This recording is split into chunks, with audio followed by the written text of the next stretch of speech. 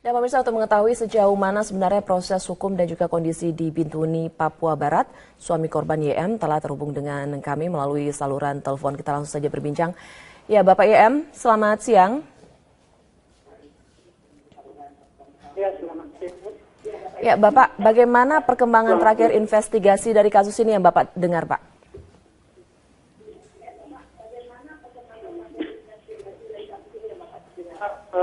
Sampai saat ini yang kami keluarga ketahui bahwa investigasi sampai saat ini sudah mengarah ke 5 orang, tapi statusnya masih saksi. Bapak mungkin bisa dikecilkan volume televisinya terlebih dahulu?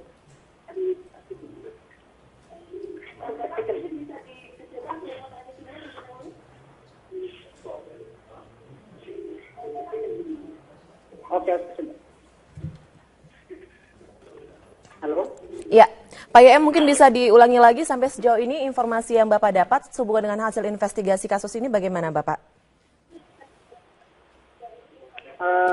Untuk saat ini dari sekian dari penyidik mengatakan bahwa memang sudah menjurus ke 5 orang, tapi semua statusnya masih sebagai saksi. Jadi belum ada saksi lagi begitu? Kalau saksi yang lain itu sudah ada sekitar lebih dari 10 orang, cuma yang mengarah ke terduga itu sekitar 5 orang begitu. Lalu soal indikasi ini melibatkan oknum TNI sendiri, apakah memang pihak keluarga juga sudah mendapatkan informasi tersebut? Itu satunya yang betul itu bahwa ada indikasi bahwa 1 orang dari 5 orang itu terindikasi adalah oknum. Lalu identitasnya apakah pihak keluarga sudah mengetahui, Pak? Kalau identitasnya tidak tahu, tapi nanti saya kira itu lebih bagus kalau ditanyakan ke kepolisian mas. Ya, oke. Kalau satu lagi Bapak, pertanyaan dari kita, sampai sejauh ini apa keinginan dari pihak keluarga sendiri sehubungan dengan pengungkapan kasus ini yang mungkin dinilai belum jelas begitu? Yang jelas kami dari keluarga menginginkan bahwa kasus segera diungkapkan, kemudian segera ditetapkan tersangkanya, kemudian apa motif dari peristiwa ini. Oh, jadi belum diketahui juga ya, pihak keluarga juga belum tahu motif dari pembunuhan ini. Oke, Bapak YM, terima kasih sudah bergabung bersama dengan Metro Siang.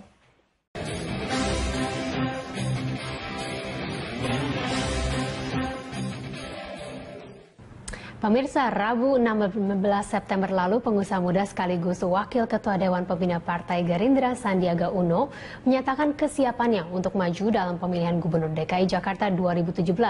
Pernyataan tersebut menambah keragaman calon penantang Gubernur Basuki Cahayapurnama atau Ahok yang hingga kini menyatakan akan kembali maju lewat jalur non-partai. Untuk mengulas siapa saja calon penantang yang seimbang untuk Ahok dalam pemilihan Gubernur DKI 2017, kita akan membahas bersama pengamat politik Gun-Gun Herianto yang berada di Hotel Sahid Jakarta. Anda juga dapat melakukan dialog interaktif selama acara ini berlangsung melalui nomor telepon 021 529 003308 atau di 021 529 00311. Selamat pagi Mas Gun-Gun. Selamat pagi Mbak Lisa.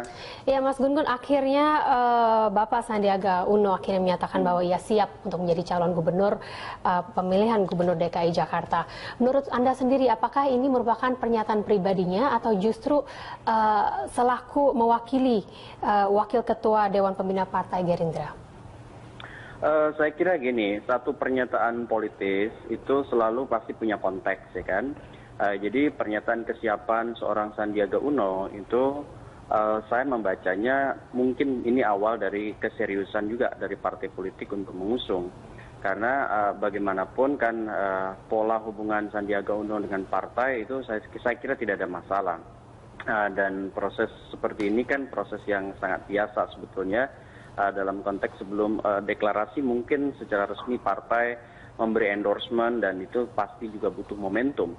Jadi ada dua konteks menurut saya. Pertama adalah konteks pernyataan kesiapan itu akan menjadi sebuah pesan untuk partai.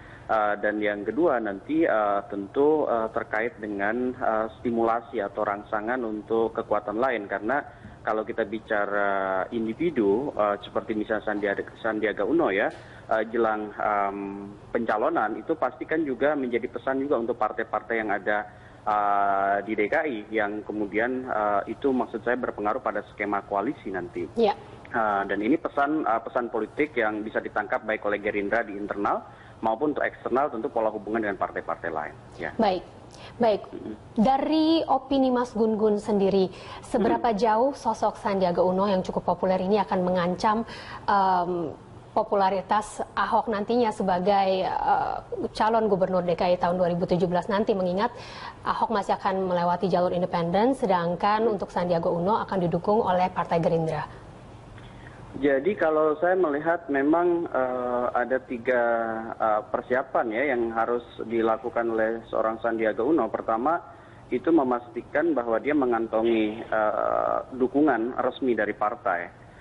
Dan ini masih butuh semacam kepastian bahwa Sandiaga Uno didukung oleh partai politik yang bersangkutan. Kemudian yang kedua itu harus ada kemampuan juga untuk melakukan jejaring di basis akar rumput.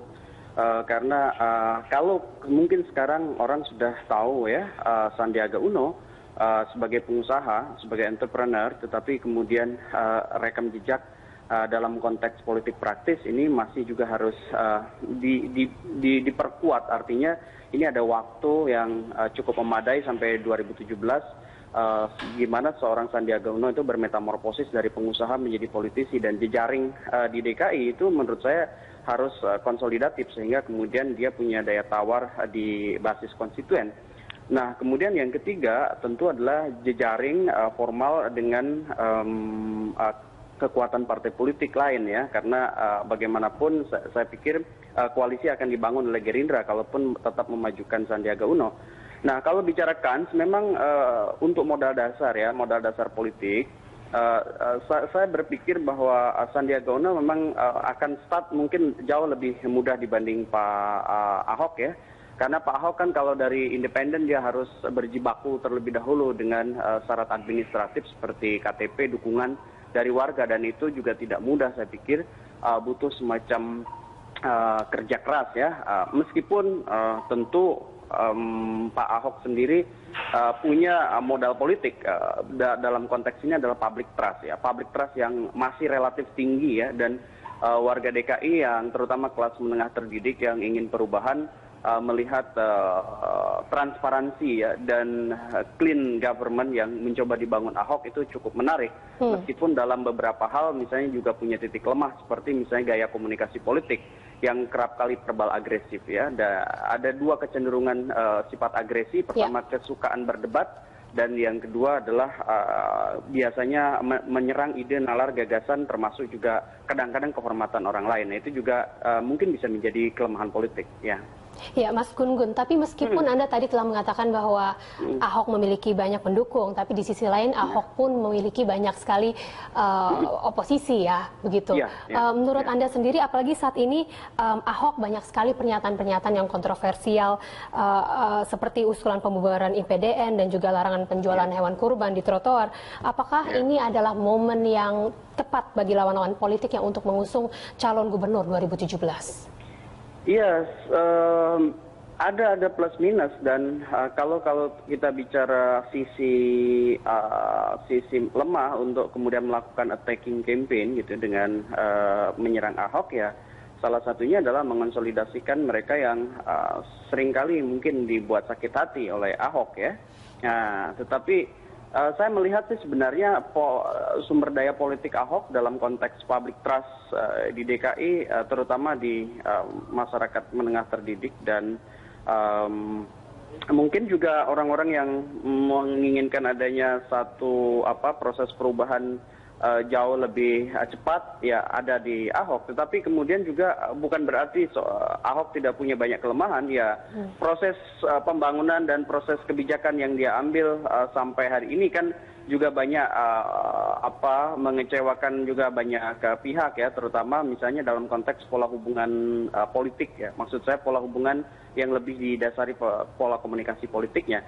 Nah, figur-figur seperti Sandiaga Uno ataupun figur lain yang akan maju, misalnya siapapun dia, minimum pertama harus punya prasyarat minimum elektoral ya, dalam konteks pertarungan elektoral, misalnya seperti tingkat keterpilihan, kemudian tingkat penerimaan, tingkat popularitas dan tingkat kesukaan atau likabilitas. Jadi 4 modal itu harus kemudian dikantongi oleh kandidat ini, dan yang paling modal dasar yang juga harus ada di kandidat lawan Ahok adalah dia yang punya track record bersih gitu ya. Dan itu bisa menjadi semacam penyeimbang dari brand politik Ahok yang sekarang itu dibaca oleh publik mencoba untuk membangun semacam good governance dan transparansi dalam konteks penyelenggaraan pemerintahan. Baik. Selain itu figur-figur muda itu juga menurut saya akan menjadi posisi yang menarik dalam konteks head to head dengan Pak Ahok. Karena kalau misalnya Pak Ahok sekarang kan representasi politisi muda ya, dan kalau lawannya muda tentu itu juga menjadi entry yang seimbang begitu ya. Ya, entry yang menarik ya bagi pertarungan begitu ya. Betul sekali Mas Gun-Gun. Seperti kita tahu bahwa banyak sekali nama-nama yang muda seperti Ridwan Kamil, Tantowi Yahya, Diaksa Daud, dan terakhir ini Sandiaga Uno. Memang saat ini apakah ini ciri-ciri pimpinan idaman begitu saat ini? Kalau saya melihat sih ini ada satu pergerakan memang yang cukup positif, di mana posisi politisi muda yang sebelumnya selalu di wilayah periferal gitu ya, karena ada politik patron claim dan posisi politik yang sangat menjunjung tinggi senioritas itu kan membuat stagnannya proses regenerasi kepemimpinan termasuk di daerah-daerah. Tetapi pasca reformasi ke sini, terutama saya melihat sejak pemilu 2009 ya, 2009-2014, itu ada pergeseran mindset ya, di partai politik sendiri bahwa ternyata sekarang posisi para politisi muda yang punya track record bersih, kemudian juga punya pengalaman, dan yang paling jelas adalah knowledge ya, knowledge dalam konteks politik.